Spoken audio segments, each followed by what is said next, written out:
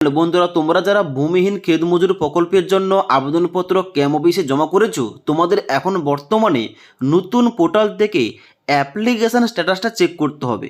যার জন্য দেখতে পাচ্ছ অনস্ক্রিন আমি কিন্তু অফিসিয়াল যে নতুন পোর্টালটা, ওই পোর্টালটা ওপেন করে এখানে দেখতে পাচ্ছ রয়েছে ক্ষেত মজুরদের আর্থিক অনুদান প্রকল্প নতুন, যেখানে অনেকগুলো অপশান দেওয়া রয়েছে। এখান থেকে কিন্তু অবশ্যই এই যে প্রকল্প, এই প্রকল্প সম্বন্ধে জানা যাবে। যেমন এখানে অ্যাবাউট প্রজেক্ট অপশানটায় ক্লিক করার সঙ্গে সঙ্গে এখানে কিন্তু সমস্ত কিছু অপশানগুলো খুলে যাবে। যেখানে দেখতে পাচ্ছ বলা হচ্ছে ভূমিহীন ক্ষেত মজুরদের জন্য বার্ষিক আর্থিক সহায়তা প্রকল্প, এবং এই স্কিমটি পশ্চিমবঙ্গের বাসিন্দা ক্ষেত মজুরদের জন্য প্রযোজ্য হবে। এবং এখানে কিন্তু তোমাদের ব্যাঙ্ক অ্যাকাউন্টে 4,000 টাকা দেওয়া হবে বার্ষিক, এবং যেখানে তোমাদের দুইবার সমান কিস্তিতে 2,000 করে কিন্তু তোমাদের মোট 4,000 টাকা দেওয়া হবে। ওকে, তো এখানে কিন্তু এই পোর্টালে আসার পর এখানে দেখতে পাচ্ছ তোমাদের অ্যাবাউট প্রজেক্টের পর দ্বিতীয় অপশানটা কি রয়েছে, অ্যাপ্লিকেশান স্ট্যাটাস। এই অপশানটায় ক্লিক করতে হবে তোমরা যারা আবেদনপত্রটা ক্যাম্প অফিসে জমা করেছিলে। তো স্ট্যাটাসটা চেক করার জন্য এই অ্যাপ্লিকেশান স্ট্যাটাস এই অপশানটাই ক্লিক করবে। ক্লিক করার সঙ্গে সঙ্গে তোমাদের পরবর্তী একটা পেজ খুলবে, যেখানে দেখতে পাচ্ছ রয়েছে ফার্মার সার্চ। এবার এখানে কিন্তু অবশ্যই তোমাদের 3টি নাম্বার, যার মধ্যে যে কোনো একটি নাম্বার দিয়ে তোমাদের সার্চ করতে হবে।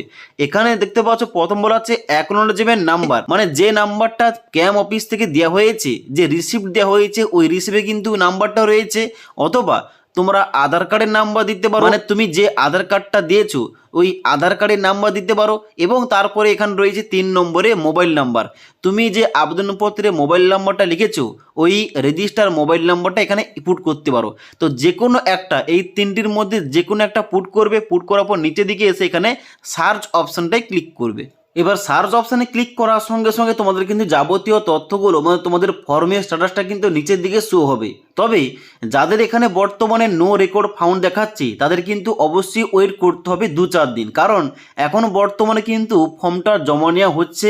যারা হয়তো পরের দিকে জমা দিয়েছে ফর্মটা, তাদের কিন্তু এখনও পর্যন্ত ডাটাগুলো অনলাইনে এন্ট্রি করা হয়নি।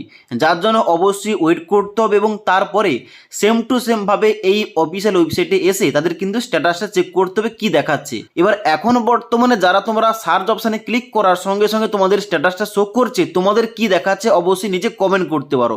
আর যাদের এখানে নো রেকর্ড ফাউন্ড দেখাচ্ছে, তোমাদের কিন্তু কোন রকম চিন্তার কোনো কারণ নেই। তোমরা 2 থেকে 4 দিন কিংবা 5 দিন ওয়েট করো, এবং তারপরে তোমাদের কিন্তু এই ওয়েবসাইটে এসে তোমাদের এইভাবে স্ট্যাটাসটা তোমাদের চেক করতে হবে কি দেখাচ্ছে। ওকে, তো আশা করি তোমাদের বুঝতে পারলাম। যারা তোমরা ভূমিহীন ক্ষেত মজুর প্রকল্পের জন্য আবেদনপত্র জমা করেছিলে, তোমাদের কোন অফিসের ওয়েবসাইট থেকে কোথায় গিয়ে তোমাদের কিভাবে স্ট্যাটাসটা চেক করতে হবে বলে দিলাম।